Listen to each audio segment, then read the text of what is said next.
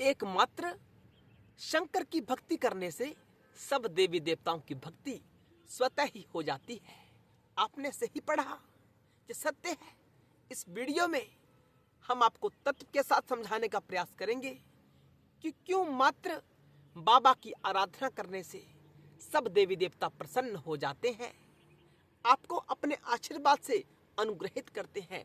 हम ये बातें हवा में नहीं छोड़ रहे कि मुख में आया और कह दिया, नहीं, हम प्रमाण के साथ कहेंगे। जब आप शास्त्र का अध्ययन करोगे तो आपको लगेगा कि हम सत्य कह रहे हैं। तो चलते हैं, विषय को आरंभ करते हैं, कहीं वीडियो लंबा ना हो जाए। दर्शकों, बहुत समय पूर्व, यूं कहें कि सृष्टि के आरंभ काल में शंकर ने अपना डमरू उठाया और उस डमरू को बजाया, और उस डमरू के बजने से असंख्य ध्वनियां अस्तित्व में आई। कोई ध्वनि 1 2 3 4 नहीं है, अनेकों ध्वनियां हैं जिनका वर्णन हम नहीं कर सकते। दर्शकों, जो ध्वनि शिव की डमरू के माध्यम से बजी, वो प्रत्येक ध्वनि मंत्र बन गई।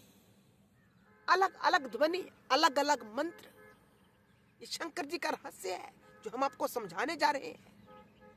और कहा गया कि प्रत्येक ध्वनि स्त्री तत्व और पुरुष तत्व का द्योतक था, यानी स्त्री तत्व और पुरुष तत्व का प्रतिनिधित्व करने वाली प्रत्येक ध्वनि थी। ये सारा संसार कैसे निर्मित होता है, कैसे उत्पन्न होता है? स्त्री और पुरुष के योग से। और वो ध्वनि जो शिव के डमरू से निकली थी, वो भी प्रतिनिधित्व कर रही है पुरुष तत्व और स्त्री तत्व का। दर्शकों, शंकर की डमरू से अनेकों ध्वनियां निकली, और जो ऋषि मुनि निर्गुण ब्रह्म की साधना कर रहे थे, महादेव के निर्गुण स्वरूप का ध्यान कर रहे थे, शिवलिंग का ध्यान कर रहे थे, अपने आत्मलिंग का ध्यान कर रहे थे, उनके कानों में वो ध्वनियां पड़ी, और उन्होंने अपनी आत्मा के बल पर, यानी शंकर जी की बल पर, उन्होंने उन ध्वनियों को भांपा और महसूस किया कि ये तो वही ध्वनियां हैं जो वापिस एक जीव को उस निर्गुण सत्ता से मिला सकती हैं।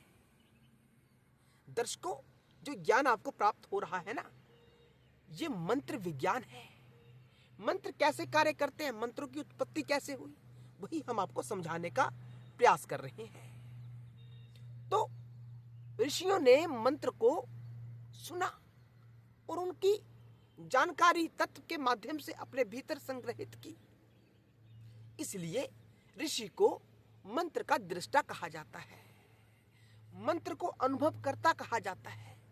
मंत्र का निर्माता नहीं होता ऋषि, ऋषि मंत्रों के रचयिता नहीं होते हैं। ये सब प्रकार की ध्वनियां जो प्रत्येक मंत्र बन गई समय के साथ, वो शंकर जी के डमरू से उत्पन्न हुई है। इसलिए आपका बाबा, आपका महाकाल प्रत्येक मंत्र का रचयिता है। आज जो भी मंत्र वर्तमान में सनातन में उपलब्ध है ना, या किसी अन्य धर्मों में भी उपलब्ध है, जिसका जाप किया जाता है, चाहे वो किसी भी संप्रदाय से संबंधित हो, सब प्रकार की ध्वनियों का जो आधार है वो शिव का डमरू है, वो महादेव का डमरू है।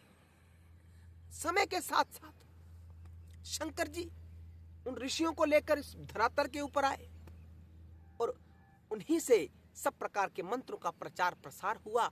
इसीलिए तो कहा जाता है कि मंत्र का ऋषि कौन है। आपने पढ़ा होगा शास्त्र में, एक मंत्र का ऋषि होता है। मंत्र का ऋषि होने का अर्थ ये नहीं होता कि मंत्र का रचयिता होता है वो, उन्होंने मंत्र का निर्माण किया, उन्होंने मंत्र लिखा, नहीं, वो मंत्र का दृष्टा होता है, मंत्र का अनुभव करता होता है। मंत्र का वास्तविक जो ज्ञान है, मंत्र का जो वास्तविक स्वरूप है, जिसने जाना होता है, वो ऋषि होता है। और मंत्रों की उत्पत्ति शंकर जी से हुई। ये सारी घटनाएं शंकर जी के निवास स्थान पर ये घटित हुई, और निर्गुण की उपासना करने वाले ऋषियों ने देखा। जो आज वर्तमान में हम देखते हैं, कश्यप ऋषि, वशिष्ठ ऋषि, परशुराम, अत्रि और गौतम। हम पढ़ते हैं ना कि मंत्र का ऋषि कौन, तो इन्हीं का नाम आता है। तो यही ऋषि शंकर जी के साथ पृथ्वी के ऊपर आए और उन्होंने मंत्र विद्या का प्रचार प्रसार किया। शंकर जी का लगाव है जीवों के साथ।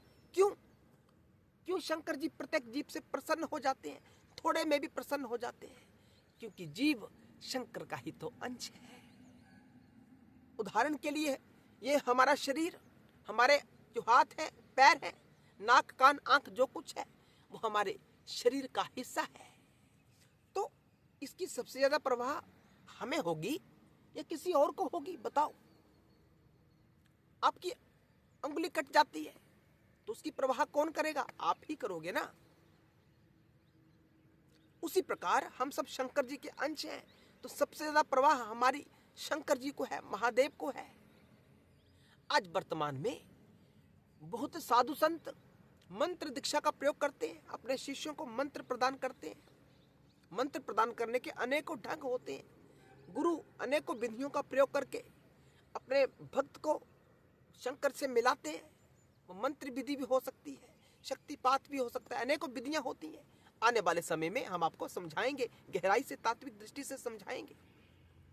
तो जो भी आज वर्तमान में मंत्र दीक्षा प्रदान की जाती है ना, जो भी मंत्र दिया जाता है या कोई नाम जाप दिया जाता है, नाम जाप का आधार या मंत्र का आधार ये क्या है? वर्ण है। और सब प्रकार के वर्ण की उत्पत्ति शंकर जी के डमरू से होती है। शंकर जी उत्पत्ति करता है। तो जो भी मंत्र आज गुरुओं के द्वारा प्रदान किया जाता है, चाहे उसका संबंध वैष्णव संप्रदाय से हो या शक्त संप्रदाय से हो, सौर से हो, गणपत्य से हो, किसी भी संप्रदाय से मंत्र का संबंध हो। आप राम जी का नाम जाप करते हैं, कृष्ण जी का करते हैं, नारायण जी का करते हैं, किसी का भी करो, मूलतया गहराई से सोचा जाए तो सब प्रकार के मंत्रों का आधार शिव का डमरू है, जो निरंतर शंकर के हाथ में रहता है और यूं ही बजता रहता है। अनेकों प्रकार की ध्वनियां प्रकट होती रहती हैं। उनमें से कुछ दिव्य ध्वनियां जो हमें पुनः उस शंकर से मिला सकती है, वो मंत्र कहलाते हैं, वो नाम जाप कहलाता है। तो ये कभी मत सोचना कि मैं अगर राम जी का जाप करूंगा तो शंकर जी प्रसन्न नहीं होंगे। शंकर जी प्रसन्न हो जाते हैं, आधार शंकर है। अगर आप शंकर जी का नाम जाप करते हैं, मंत्र जाप करते हैं, राम जी प्रसन्न नहीं होंगे, विष्णु भगवान प्रसन्न नहीं होंगे। तो इस दिक्कत को, इस अज्ञान को, इस अंधकार को अपने भीतर से निकाल दें, क्योंकि महादेव तो सबका आधार है। सब प्रकार की वर्णमाला का अस्तित्व शंकर से है। और मैं आपसे पूछता हूं कि अगर वर्णमाला ना होती तो विचारों का आदान प्रदान कैसे होता? भावों की निर्मित कैसे होती? भाव कैसे उत्पन्न होते हैं हमारे भीतर? उनका आधार भी शब्द ही है ना। जैसे हमें लगता है कोई व्यक्ति बहुत अच्छा है तो भीतर भाव प्रकट हुआ। सहायता किसने की? वर्णों ने की। वो बहुत अच्छा है, इसका आधार क्या है? वर्ण ही तो है। और वर्णों की उत्पत्ति शंकर जी से होती है। बात समझ में आ रही है ना? तो सब प्रकार के मंत्रों का आधार आपका शंकर है। किसी भी देवता की आराधना करो, सब आराधनाएं शंकर की आराधना ही होती है। कोई भी देवता यूं नहीं कह सकता कि आप शंकर की आराधना करते हो, मेरी आराधना क्यों नहीं कर रहे, मैं आपसे रुष्ट हो जाऊंगा, मैं आपके जीवन में उपद्रव उत्पन्न कर दूंगा, आपके जीवन में विघ्न उत्पन्न कर दूंगा। जब तक शंकर की दृष्टि होगी, कोई ग्रह, कोई देवी देवता आपका बाल भी बांका नहीं कर सकता। हम शास्त्र के प्रमाण के साथ कह रहे हैं, आप शंकर की आराधना करें। कोई आपको कितना भी भ्रमित करे कि चल दूसरा मंत्र कर, ये तो मुक्ति नहीं दे सकते। अरे जिसका नाम ही मुक्ति है, शिव का नाम क्या होता है? कल्याण स्वरूप। कल्याण स्वरूप का अर्थ क्या होता है? मुक्ति। कल्याण का अर्थ ही मुक्ति होता है। हम आपका कल्याण कर देंगे, इसका अर्थ क्या होता है तत्व की दृष्टि से? कि हम आपको मोक्ष प्रदान करवाएंगे या करेंगे। नारायण मुक्ति देते हैं, यानी नारायण कल्याण करते हैं, तो कल्याण का स्वरूप क्या है? शंकर। शिव का जो नाम है शिव, वो कल्याण स्वरूप है। तो आपको नहीं है आवश्यकता किसी अन्य देवी देवता के शरणागति होने की। इसका अर्थ यह भी नहीं है कि आप उनसे विद्रोह करना आरंभ कर दो। नहीं, अपमान किसी का नहीं करना, सबको प्रणाम करना है, सबको शंकर की विभूति जान उनको नमन करना है। ये तो शंकर के ही अंश है। ऐसा अपने भीतर भावना करनी है। कोई देवता आपसे रुष्ट नहीं हो सकता। प्रणाम। जय शंकर की।